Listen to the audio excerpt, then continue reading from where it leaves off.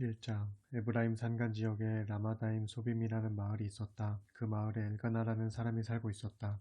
그는 에브라임 지파에 속하는 숲의 자손이었다.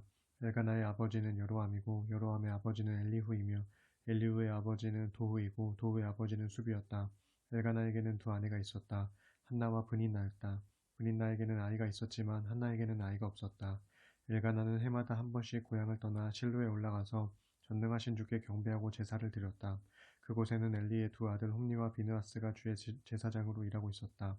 엘가나는 제물을 바칠 때마다 아내인 브닌나와 아들, 딸들에게 고기를 골고루 나누어 주곤 했다. 그러나 한나에게는 두 배로 주었다. 비록 주께서 한나에게는 아기를 허락하지 않으셨지만 엘가나는 한나를 더욱 사랑했기 때문이다. 한나가 아기를 낳지 못하자 브닌나는 한나를 괴롭히면서 그녀를 업신여겼다. 해마다 이런 일이 반복되었다. 한나가 제사를 드리러 주의 집으로 올라갈 때마다 브닌나는 한나를 괴롭혔고 그러면 한나는 울면서 제대로 먹지도 않았다. 그럴 때마다 엘가나는 한나를 위로하며 말하곤 했다.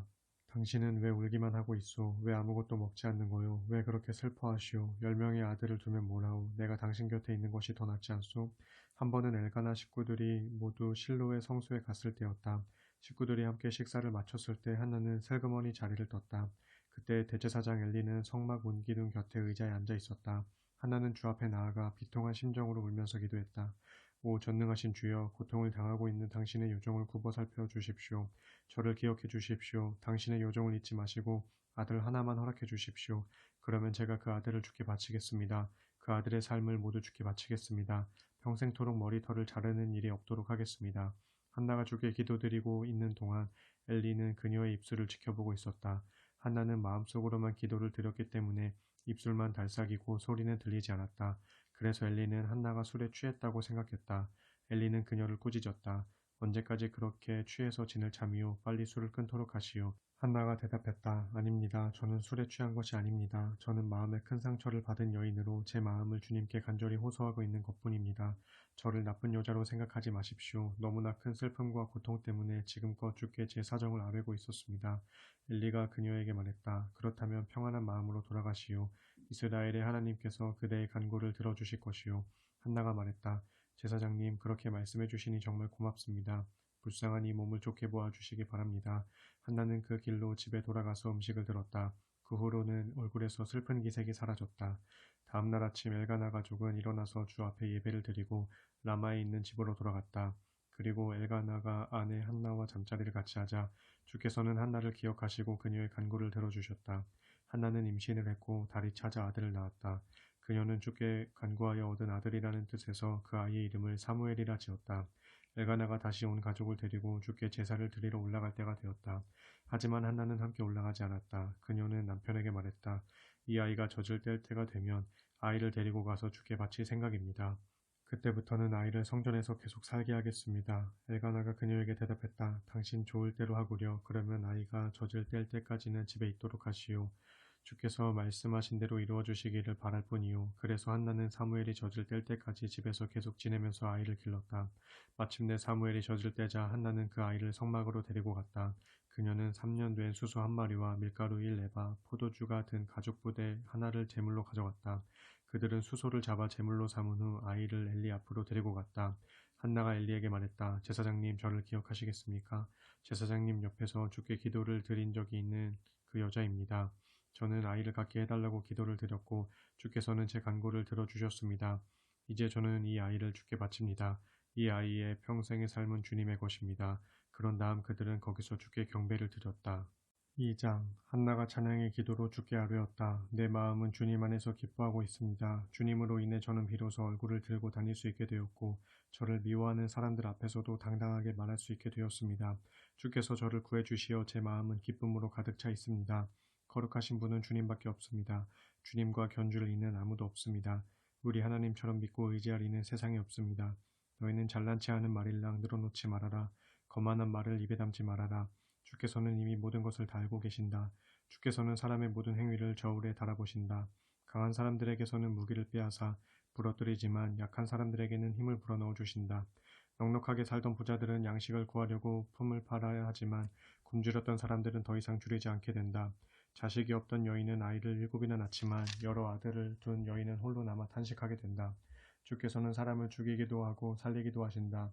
주께서는 사람을 무덤으로 보내기도 하시고 거기서 다시 돌아오게도 하신다. 주께서는 사람을 가난하게도 하시고 부자가 되게도 하신다. 비천하게도 하시고 귀하게도 하신다. 주께서는 가난한 자를 일으키시고 궁핍한 자를 잿더미에서 들어올리신다. 천대받던 이들을 귀한 자리에 앉혀 영광스러운 자리를 물려받게 하신다. 땅의 토대를 닦으신 분도 주님이시고 그 위에 세상을 세우신 분도 주님이시기 때문이다. 주께서는 자기를 믿고 의지하는 성도들을 보호하신다. 그러나 주께 대항하는 악인들은 어둠 속에서 멸망시키신다. 자기 자신의 힘만 의지하는 사람은 누구도 승리할 수 없다. 주께 맞서는 사람은 누구든지 부서지고 말 것이다. 그런 사람에게는 하늘에서 벼락을 치실 것이다. 주께서는 땅끝까지 심판하신다. 그분은 자신이 세운 왕에게 힘을 주시고 기름 부음 받은 왕을 높여주신다. 엘가나는 라마에 있는 자기 집으로 돌아갔지만 어린 사무엘은 엘리 제사장 밑에서 주를 섬기는 일을 했다. 엘리의 아들들은 불량배였다. 못된 짓을 일삼았고 주님을 섬기는 일은 안중에도 없었다. 제물을 주께 바칠 때 제사장들이 백성들과 더불어 지켜야 하는 제사 규정이 있었다. 하지만 엘리의 아들들은 그런 제사 규정을 무시했다. 누군가가 제물을 가져와서 고기를 삶게 되면 제사장이 시중을 드는 사람이 커다란 삼지창을 들고 와서 냄비나 양푼이나 가마솥에 삼지창을 찔러 넣어 찍혀 나오는 고기는 무엇이든 제사장의 몫으로 여기고 제사장에게 갖다 바쳤다. 실로에 와서 제물을 바치는 이스라엘 백성들은 그런 일을 예사로 당했다. 그리고 제물의 기름을 떼어내어 태우기도 전에 제사장의 시중 드는 사람이 다가와서 제물을 바치는 사람들에게 말하곤 했다. 제사장님께 구워드릴 고기를 좀 내놓으시오.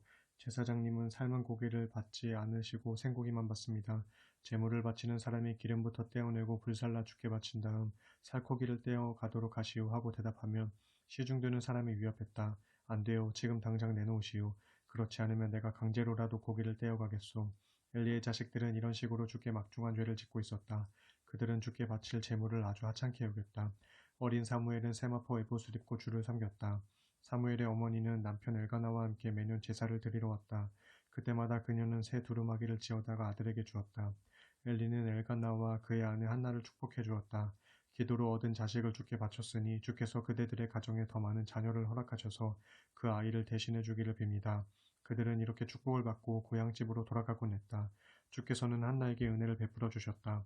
그녀는 임신을 하여 아들 셋과 딸 둘을 낳았다. 한편 사무엘은 주께서 지켜보시는 가운데 무럭무럭 자라났다. 엘리는 이제 나이가 아주 많이 들었다. 그의 아들들이 온 이스라엘 사람들에게 무슨 악한 짓을 저지르고 있는지에 대한 소문이 엘리의 귀에 들어갔다. 심지어 회막 어귀에서 일하는 여인들과 잠자리를 함께 했다는 이야기도 들려왔다. 엘리는 아들들을 불러 꾸짖었다. 너희가 어쩌자고 그런 짓들을 하느냐. 너희가 못된 짓을 저지르고 있다는 소문이 파다하다. 내 아들들아 그러면 못쓴다. 주의 백성들 사이에 그런 악한 소문이 퍼지다니 있을 수 없는 일이다. 사람이 사람에게 죄를 짓는다면 하나님께서 판결해 주실 수도 있겠지만 사람이 주께 죄를 지으면 누가 그를 위해 변호해 주겠느냐. 하지만 엘리의 아들들은 아버지의 말을 귀담아 듣지 않았다. 주께서 그들을 죽이기로 작정하셨기 때문이다. 한편 사무엘은 점점 자라날수록 주님은 물론 사람들에게도 많은 사랑을 받았다. 어느 날 하나님의 사람이 엘리 제사장을 찾아와 말했다. 주께서 이렇게 말씀하셨습니다. 너희 조상들이 애굽에서 바로의 종노릇을 하고 있을 당시 내가 너희 조상들의 집에 나타나지 않았더냐. 나는 이스라엘의 모든 지파 가운데에서 너희 조상을 제사장으로 선택하여 에봇을 입고 내 앞에 나와 제단에 올라가 향을 사르도록 했다. 나는 또 이스라엘 백성이 내게 불살라 바치는 제물을 모두 너희 조상의 집안이 차지하도록 해주었다. 그런데 너는 어찌하여 나의 성소를 위해 바치라고 한 나의 제물과 예물을 함부로 대하느냐. 너는 어찌하여 나보다 내 자식들을 더 소중히 여겨 이스라엘 백성이 내게 바치는 제물 가운데서 가장 좋은 것만 골라다 먹고 너희들만 살찌느냐. 그러므로 이스라엘의 하나님인 나 주가 선포한다. 나는 너와 너의 가문이 언제까지나 나를 섬기는 제사장 집안이 될 것이라고 약속한 적이 있다. 하지만 이제 나 주가 선포한다. 이제부터는 그렇게 하지 않을 것이다. 누구든지 나를 귀하게 여기는 사람들을 나도 귀하게 여길 것이다. 그러나 나를 멸시하는 자들은 멸시를 당할 것이다. 내가 너와 너의 집안의 기력을 쇠하게 할 때가 올 것이니 너희 가문에서는 오래 사는 사람을 찾아볼 수 없게 될 것이다. 내 처소에서 너는 곤란을 겪을 것이다. 모든 이스라엘 사람들에게는 좋은 일들이 생기겠지만 너희 가문에서는 노인을 한 명도 찾아볼 수 없게 될 것이다. 내가 너희 집안 사람들 중 한 사람만은 남겨놓아 제사장 일을 보게 할 것이지만 그는 너의 눈을 멀게 할 것이고 내 마음에 큰 슬픔을 안겨줄 것이다. 너희 자손들은 모두 한창 나이에 죽음을 당할 것이다. 이제 너의 두 아들 홈리와 비느하스에게 일어날 일이 내게는 표징이 되어줄 것이다. 그들은 같은 날에 죽게 될 것이다. 나는 나 자신을 위해 충직한 제사장을 세울 것이다. 그 사람은 내 마음과 내 생각에 합당한 일만 할 것이다. 나는 그의 집안을 확실하게 일으켜 세울 것이고 그는 항상 내가 기름 부은 왕 앞에서 제사장 일을 할 것이다. 내 집안에서 살아남는 사람들은 모두 그에게 와서 엎드려 절하면서 돈과 먹을 것을 달라고 하면서 부디 제게 제사장 일을 좀 하게 해주셔서 밥술이라도 얻어먹을 수 있게 해달라고 간청할 것이다. 3장 어린 사무엘은 성막에서 엘리 제사장을 도와 주를 섬기는 일을 했다. 당시에는 주께서 직접 사람에게 말씀을 전하는 일이나 환상 중에 나타나는 일이 무척 드물었다. 엘리는 눈이 어두워져서 거의 앞을 보지 못했다. 어느 날 밤 엘리는 늘 하던 대로 잠자리에 누워 있었다. 성소의 등불이 아직 꺼지지 않을 때였다. 사무엘은 하나님의 궤가 있는 성전 안에서 잠자리에 누워 있었다. 그때 주께서 사무엘을 부르셨다. 사무엘이 대답했다. 예, 제가 여기 있습니다. 사무엘은 엘리에게로 달려가서 말했다. 저를 부르셨습니까? 제가 여기 있습니다. 하지만 엘리는 이렇게 말했다. 나는 너를 부른 적이 없다. 다시 돌아가서 자도록 하여라. 사무엘은 돌아와서 자리에 누웠다. 주께서 다시 사무엘아 하고 부르셨다. 사무엘은 또다시 자리에서 일어나 엘리에게로 갔다. 저를 부르셨습니까? 제가 여기 있습니다. 엘리는 이번에도 아니다. 나는 너를 부른 적이 없다. 돌아가서 자거라 하고 말했다. 사무엘은 아직까지 주를 체험하지 못한 상태였다. 이제껏 주의 말씀을 직접 들어본 적이 없었다. 주께서 세 번째로 사무엘을 부르셨다. 사무엘은 이번에도 자리에서 일어나 엘리에게로 갔다. 저를 부르셨습니까? 제가 여기 있습니다. 엘리는 그제야 주께서 사무엘을 부르고 계시다는 것을 알아차렸다. 그래서 엘리는 사무엘에게 말했다.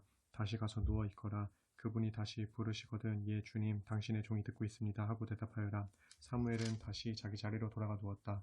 그러자 주께서 찾아오시더니 그 자리에 서서 조금 전처럼 사무엘아 사무엘아 하고 부르셨다. 사무엘이 대답했다. 주님 말씀하십시오. 제가 듣고 있습니다. 주께서 사무엘에게 말씀하셨다. 이제 내가 이스라엘 백성이 깜짝 놀랄 만한 일을 할 작정이다. 그 일에 대해 듣는 사람들은 두 귀가 먹먹해질 정도로 놀랄 것이다. 그때가 되면 내가 엘리의 집안에 대해 지금껏 말했던 것들을 모두 행할 것이다. 엘리는 자기 자식들이 나쁜 짓을 하는 줄 알면서도 막지 못했다. 그래서 내가 엘리의 집안을 영영 일어서지 못하도록 심판을 하겠노라고 그에게 이미 알려주었다. 그래서 나는 엘리의 집안을 두고 엘리의 집안이 저지른 죄악은 재물이나 예물로도 씻을 수 없을 것이다 라고 맹세했다. 사무엘은 아침까지 누워있다가 성막문을 열었다. 그는 엘리에게 자신이 본 환상을 말하기가 두려웠다. 하지만 엘리가 사무엘을 불렀다. 내 아들 사무엘아. 사무엘이 대답했다. 예, 제가 여기 있습니다. 엘리가 물었다. 주께서 내게 무슨 말씀을 하셨느냐? 아무것도 숨기지 말고 말하도록 하여라. 주께서 내게 하신 말씀 가운데서 하나라도 숨기면 하나님께서 내게 큰 벌을 내리실 것이다. 사무엘은 간밤에 있었던 일을 모두 숨김없이 말했다. 그러자 엘리가 말했다. 그분은 주님이시니 그분이 보시기에 선한 일을 하실 것이다. 주께서는 자라나는 사무엘과 늘 함께 하셔서 사무엘에게 하신 말씀은 무엇이든 다 이루어지게 해주셨다. 그리하여 단에서부터 브에세바에 이르기까지 이스라엘의 모든 사람이 사무엘을 주의 예언자로 떠받들었다. 주께서는 실로의 성전에 계속 나타나셔서 사무엘에게 말씀을 통하여 자신의 뜻을 가르쳐 주셨다. 4장 사무엘은 하나님께 받은 말씀을 이스라엘 백성에게 전해주었고 백성들은 사무엘이 하는 말에 귀를 기울였다. 그 무렵 블레셋 사람들이 이스라엘에 쳐들어왔다. 이스라엘 사람들은 블레셋 사람들과 싸우러 나가서 에베네셀에 진을 쳤다. 블레셋 사람들은 아벡에 진을 치고 있었다.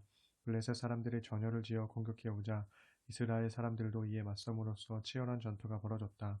그러나 이스라엘 측이 블레셋 사람들에게 패하여 그 전투에서 죽은 사람이 4천여 명에 이르렀다. 이스라엘의 패잔병들이 진영으로 돌아오자 이스라엘 장로들이 말했다. 오늘 주께서 우리 편이 블레셋 사람들에게 패하게 하신 이유가 무엇이겠습니까? 자, 실로에 있는 주의 언약궤를 가져옵시다. 그러면 주께서 적들의 손에서 우리를 구해주실 것입니다. 그래서 이스라엘 백성은 실로의 사람들을 급히 보냈다. 그리고 그들은 두 그룹 사이에 앉아 계시는 전능하신 주의 언약궤를 메고 왔다. 엘리의 두 아들인 홈니와 비나스는 항상 언약궤를 지키고 있어야 했으므로 언약궤와 함께 왔다. 주의 언약궤가 진영에 도착하자 이스라엘 백성들은 땅이 울릴 정도로 환호성을 질렀다. 블레셋 사람들이 그 함성을 들었다. 히브리 사람들의 진영에서 함성이 들리니 도대체 무슨 일이지? 그러다가 그들은 주의 언약궤가 이스라엘의 진영에 들어왔다는 것을 알고 그들은 모두 두려움에 떨었다. 하나님이 이스라엘의 진영에 들어오셨구나. 블레셋 사람들은 이렇게 외쳤다. 이제 큰일 났구나. 이런 일은 우리에게 일찍이 없었다. 이제 어찌해야 할까? 저 막강한 신들의 손에서 누가 우리를 구할 수 있단 말인가? 저 신들은 광야에서 온갖 재앙으로 이집트 사람들을 쳤던 바로 그 신들이 아니냐? 그러니 블레셋 사람들이여 마음을 단단히 먹어라. 사나이답게 용감해져라.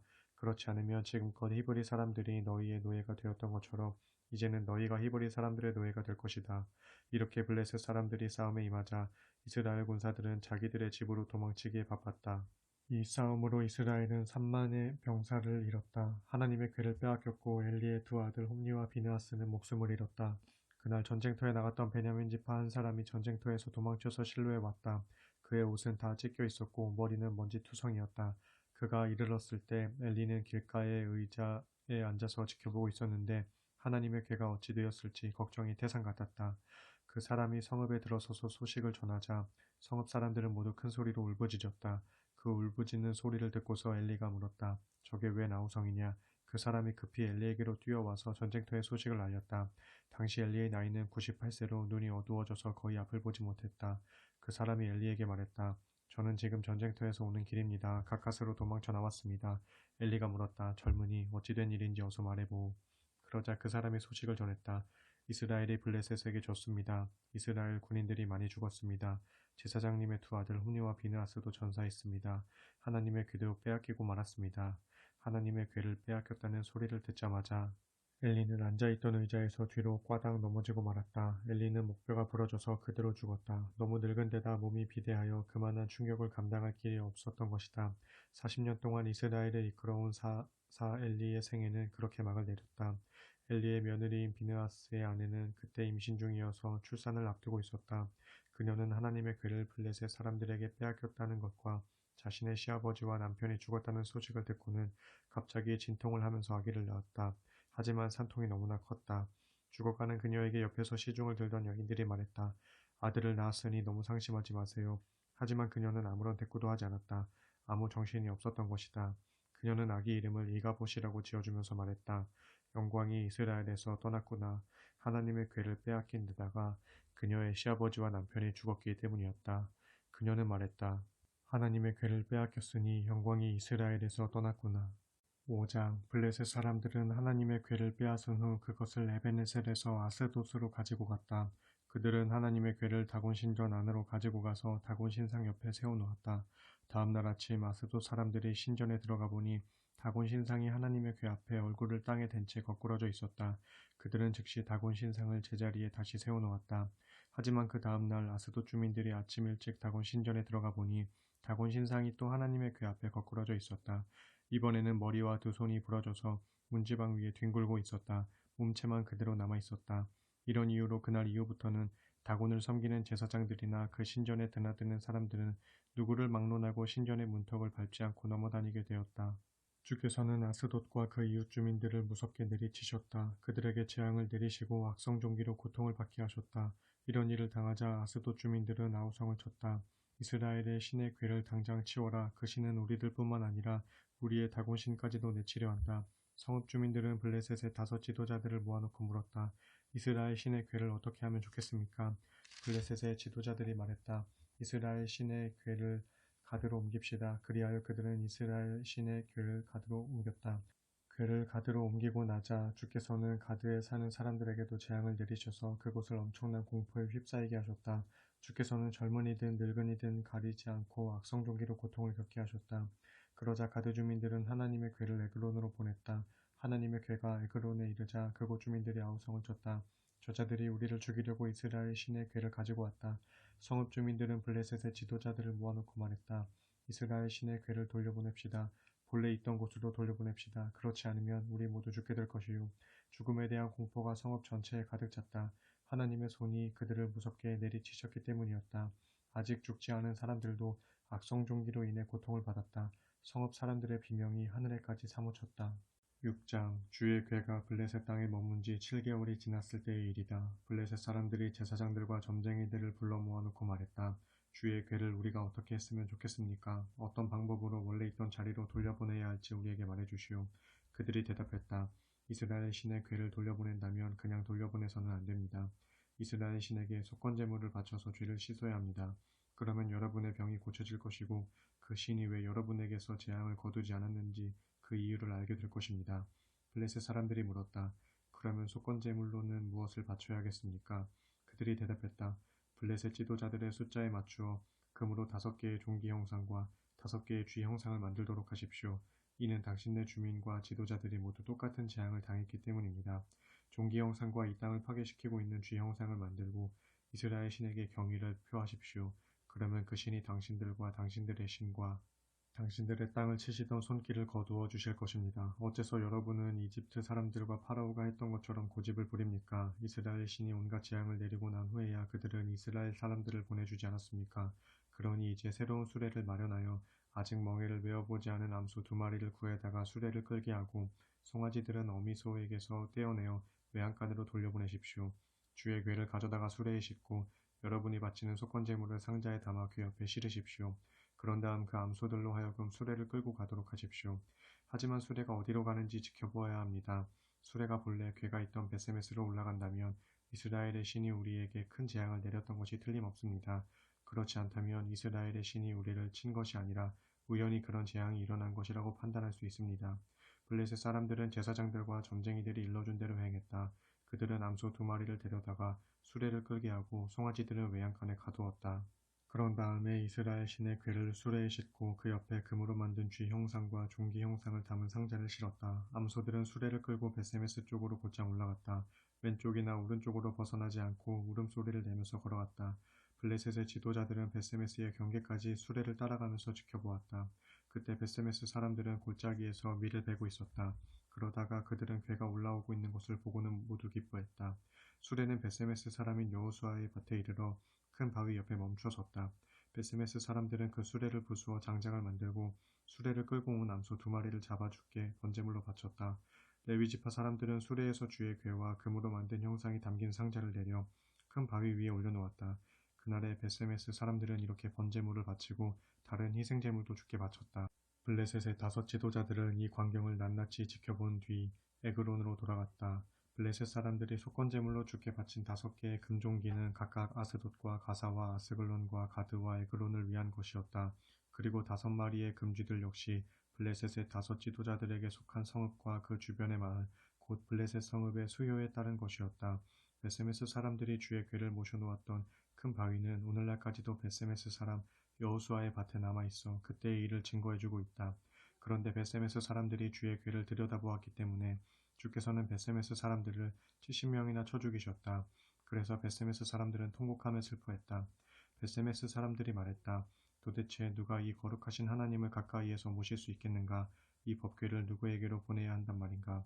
결국 그들은 기럇 여아림 사람들에게 심부름꾼들을 보내어 말했다. 블레셋 사람들이 주의 궤를 돌려보냈습니다. 오셔서 가져가도록 하십시오. 7장 기럇 여아림 사람들이 와서 주의 궤를 모셔갔다. 그들은 그것을 언덕 위에 있는 아비나답의 집에 모셔놓고 그의 아들 엘리야사를 성별하여 주의 궤를 지키게 했다. 그 후 주의 궤는 20년 동안 기럇 여아림에 머물렀다. 그 기간 동안 이스라엘 백성은 주를 찾고 사모했다. 사무엘이 온 이스라엘 사람들에게 말했다. 여러분이 진심으로 주께로 돌아올 작정이라면 이방 신들과 아스다롯 신상을 없애버리고 오직 주만 섬기도록 하시오. 그러면 주께서 여러분을 블레셋 사람들의 손아귀에서 구해주실 것입니다.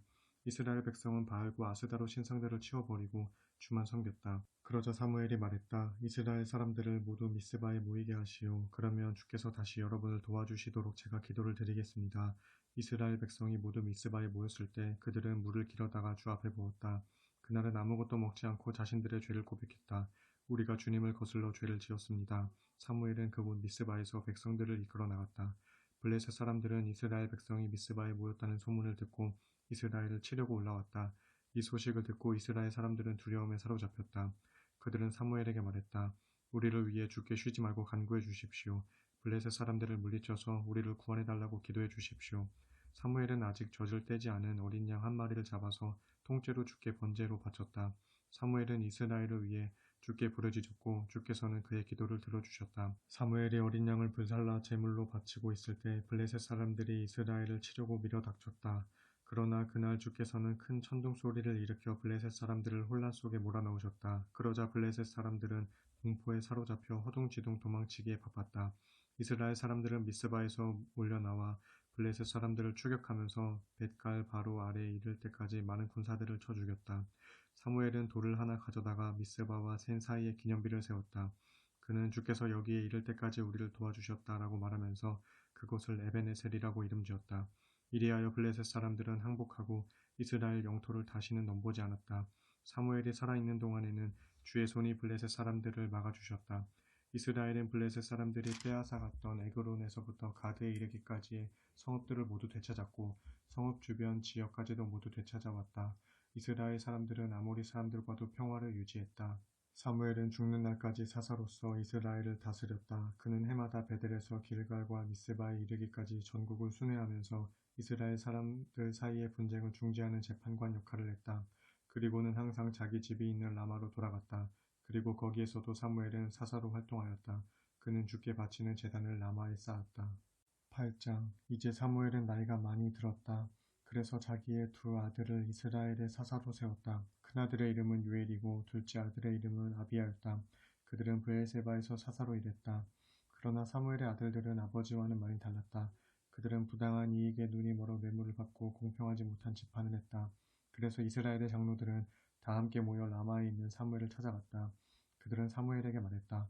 이제 당신은 연로하셨고 당신의 아들들은 당신이 걸어온 길을 본받지 않고 있습니다. 그러니 다른 나라들처럼 우리에게도 우리를 이끌어 갈 왕을 세워주십시오. 그러나 사무엘은 왕을 세워달라는 장로들의 말에 마음이 상했다. 그래서 주께 기도를 드렸다. 주께서 사무엘에게 응답하셨다. 백성들이 너에게 요청한 말을 들어주어라. 그들이 거부하는 것은 내가 아니다.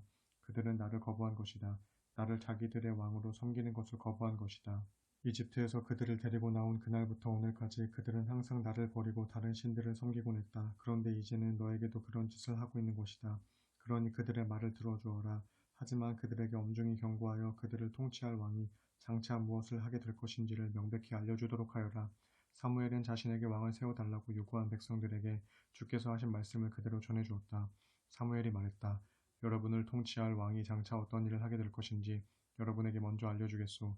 왕은 여러분의 아들들을 데려다가 자기들의 말을 키우게 하고 전차를 손질하게 할 것이며 전차 앞에서 달려가게 할 것입니다. 또 왕은 천부장과 오십부장을 임명할 것이고 사람을 뽑아서 자기 밭을 갈게 하고 곡식을 거두게 할 것입니다. 또 전쟁 무기와 전차에 쓰일 병기를 만들게 할 것입니다. 또 왕은 여러분의 딸들을 데려다가 향료를 만들게 하고 요리를 하게 할 것입니다. 또 왕은 여러분의 농토와 포도원과 올리브 나무 숲에서 생산되는 가장 좋은 것들을 강제로 가져가서 그것들을 자기 신하들에게 나누어 줄 것입니다. 또 왕은 여러분이 수확하는 곡식과 포도 가운데서 10분의 1을 세금으로 거두어다가 자기의 관리들과 신하들에게 줄 것입니다. 또 왕은 여러분의 남종과 여종들도 데려다가 자기 일을 시킬 것이고 여러분의 소와 나귀 중에서도 제일 좋은 것들을 빼앗아가서 맘대로 부려먹을 것입니다. 또 왕은 여러분의 양떼 중에서도 10분의 1을 빼앗아 갈 것이며 여러분 자신도 스스로 왕의 노예가 될 것입니다. 그런 날이 오면 여러분은 여러분이 선택한 왕으로부터 벗어나게 해달라고 울부짖을 것입니다. 하지만 그때는 주께서 여러분의 호소를 들어주지 않으실 것입니다. 그래도 이스라엘 백성은 사무엘의 말을 받아들이지 않았다. 그렇지 않습니다. 어쨌든 우리에게는 왕이 있어야겠습니다. 다른 나라들이 모두 왕을 세우는 것처럼 우리도 똑같이 왕을 세워야 되겠습니다. 우리를 이끌어가고 또 전쟁이 나면 앞장서서 싸워줄 왕이 있어야 하겠습니다. 사무엘은 백성들이 하는 말을 모두 듣고 그 말을 그대로 주께 아뢰었다. 주께서 사무엘에게 말씀하셨다. 그들의 말대로 왕을 세워주어라. 그러자 사무엘이 이스라엘 사람들에게 말했다. 알겠소. 이제 모두 자기 마을로 돌아가도록 하시오. 9장. 베냐민 지파에 기스라는 사람이 있었다. 그는 부유하고 영향력 있는 인물이었다. 기스의 아버지는 아비엘, 아비엘의 아버지는 스롤, 스롤의 아버지는 베고랏, 베고랏의 아버지는 베냐민 사람인 아비야였다. 기스에게는 사울이라는 잘생긴 아들이 있었다. 이스라엘 사람들 중 누구도 그와 견줄 만한 사람이 없을 정도였다. 사울은 키가 커서 보통 사람들은 그의 어깨 높이밖에 되지 않았다. 어느 날 사울의 아버지가 기르던 나귀 몇 마리가 보이지 않았다. 기스는 자기 아들 사울에게 말했다. 종을 한 명 데리고 가서 나귀들을 찾아보아라. 사울은 나귀를 찾아 에브라임 산간 지역과 살리사 지역을 두루 다녀보았다. 하지만 나귀들은 보이지 않았다. 사할림 지방을 갔지만 역시 나귀들을 찾을 수 없었다. 베냐민 지방을 두루 찾아보았지만 역시 찾을 수 없었다. 숲 지방으로 들어섰을 때 사울은 데리고 다니던 종에게 말했다. 이제 그만 돌아가자. 아버지께서 나귀들보다 우리를 더 걱정하시겠다. 그러자 종이 대답했다. 이 성읍에는 하나님의 사람이 한 분 살고 계십니다. 크게 존경을 받는 분으로 그분이 말씀하시는 것은 무엇이든 다 이루어진다고 합니다. 그분을 한번 찾아가 봅시다. 우리가 어떻게 해야 할지 그분이 말씀해 주실 것입니다. 사울이 종에게 말했다. 거기 간다면 빈손으로 갈 수 없지 않느냐. 하지만 우리 자루에는 먹을 것이 다 떨어졌다. 하나님의 사람이라는 그분께 드릴 것이 아무것도 없구나. 드릴 것이 뭐 좀 없느냐. 종이 대답했다. 마침 제 수중에 은전 한 푼이 있습니다. 그것을 하나님의 사람에게 드리면 그분이 우리 앞길을 가르쳐 줄 것입니다. 옛적에 이스라엘에서는 하나님께 묻고 싶은 일이 있을 때는 선견자에게 가보라 하고 하곤 했다. 오늘날의 예언자를 당시에는 선견자라고 불렀다. 사울이 종에게 말했다. 좋은 생각이다. 그분에게 가보자. 그들은 하나님의 사람이 살고 있다는 성읍을 향해 길을 떠났다. 사울과 종은 성읍으로 가는 언덕길을 올라가다가 물을 기르러 나온 처녀들 몇 명을 만났다. 사울이 처녀들에게 물었다. 선견자가 사시는 곳이 이곳입니까? 처녀들이 대답했다. 예, 그분은 당신보다 앞서가고 계십니다. 길을 서두르세요. 그분은 오늘 막 우리 마을에 도착하셨습니다. 사람들이 뒷산의 산당에 모여 제사를 드리는 날이기 때문입니다. 지금 곧장 마을로 들어가시면 그분을 뵐 수 있을 것입니다. 음식을 드시러 산당으로 올라가기 직전이라 빨리 서두르셔야 합니다. 그분이 오실 때까지는 아무도 음식을 드시지 않습니다. 초대받은 분들은 그분이 제물을 축복한 후에야 음식을 나누어 먹을 수 있습니다. 어서 올라가세요. 그분을 곧 만나실 수 있을 거예요. 사울과 종은 마을로 올라갔다. 그들이 마을에 들어서자 사무엘이 보였다. 그는 산당으로 올라가려고 두 사람을 향해 걸어오고 있었다. 사울이 오기 전날 주께서는 사무엘에게 나타나셔서 미리 알려주셨다. 내일 이맘때 내가 베냐민 출신의 사람을 내게 보낼 것이다. 너는 그 사람에게 기름을 부어 내 백성 이스라엘의 지도자로 삼아라. 그는 블레셋 사람들의 손에서 내 백성을 구해낼 사람이다. 내 백성이 울부짖는 소리를 내가 들었다. 사무엘이 사울을 처음 보게 된 순간 주께서 사무엘에게 말씀하셨다. 내가 말했던 그 사람이 바로 내 앞에 와 있다. 그가 바로 내 백성을 다스릴 사람이다. 사울은 성문 안에 있는 사무엘에게 다가와서 물었다. 선견자께서 사시는 집이 어디인지 말씀해 주실 수 있습니까? 사무엘이 대답했다. 내가 바로 그 선견자요. 앞장서서 산당으로 올라가시오. 오늘은 나와 함께 음식을 드시고 내일 아침에 돌아가도록 하시오. 가실 때 당신이 마음속으로 걱정하고 있는 문제도 해결해 드릴 것이오. 사흘 전에 잃어버린 나귀들은 걱정할 필요가 없소. 나귀들은 벌써 다 찾았소. 지금 온 이스라엘이 기대하고 있는 사람이 누구인지 아시오? 바로 당신과 당신의 집안이요.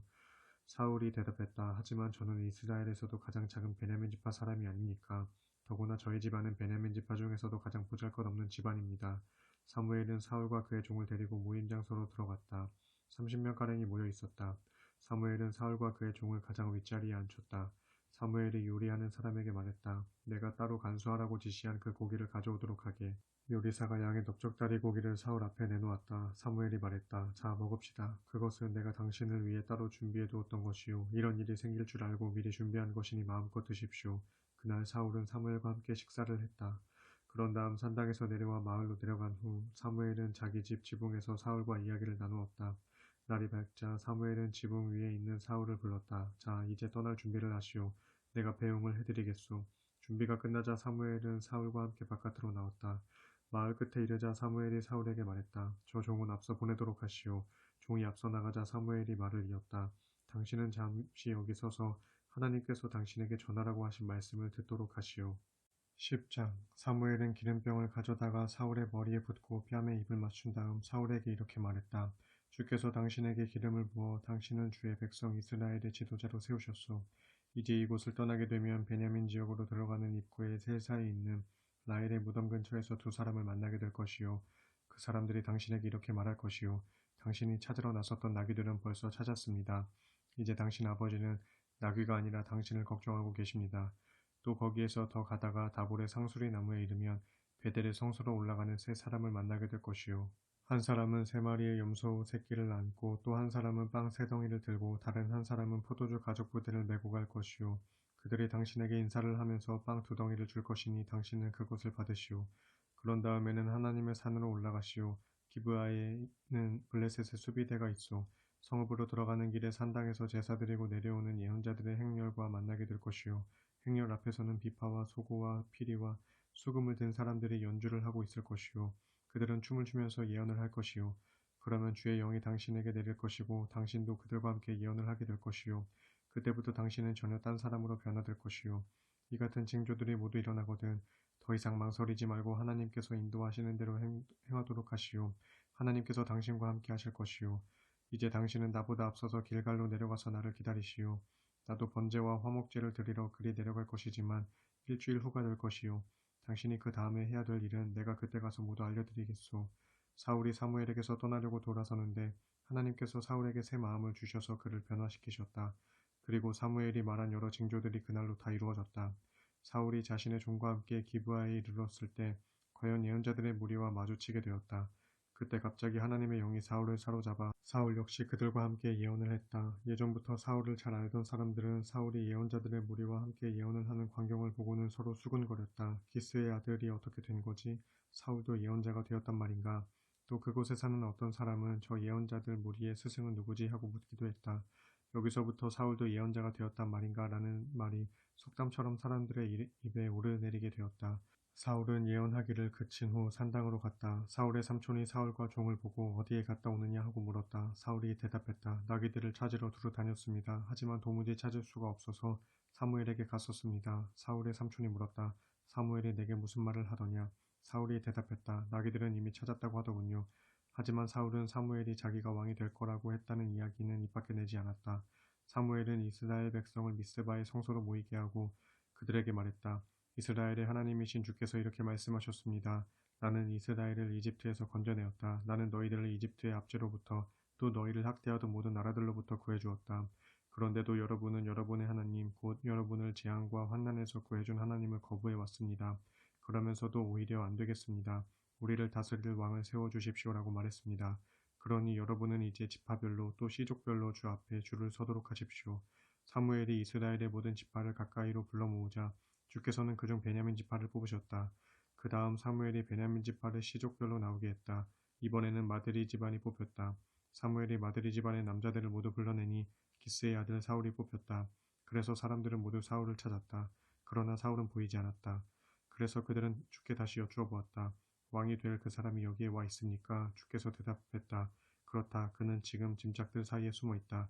사람들이 달려와서 사울을 데리고 나왔다. 사울이 사람들 사이에 서자 다른 사람들보다 머리 하나 정도가 더 컸다. 사무엘이 온 백성에게 말했다. 이 사람이 바로 주께서 뽑으신 그 사람입니다. 온 백성 가운데 이만한 인물은 없을 것입니다. 그러자 사람들이 모두 외쳤다. 우리 왕 만세. 사무엘은 왕이 갖는 권리에 대해 사람들에게 설명해주고 그것을 두루마리 책에 기록하여 주 앞에 보관하게 했다. 그런 후 사무엘이 사람들을 해산시키자 각자 자기 집으로 돌아갔다. 사울도 기브아에 있는 자기 집으로 돌아갔다. 하나님께서 마음을 움직인 용감한 병사들이 사울을 따라갔다. 그러나 몇몇 말썽꾼들은 어떻게 저런 자가 우리를 구할 수 있단 말인가 하고 떠들면서 사울을 멸시하고 그에게 아무런 예물도 바치지 않았다. 하지만 사울은 거기에 대해 아무런 말도 하지 않았다.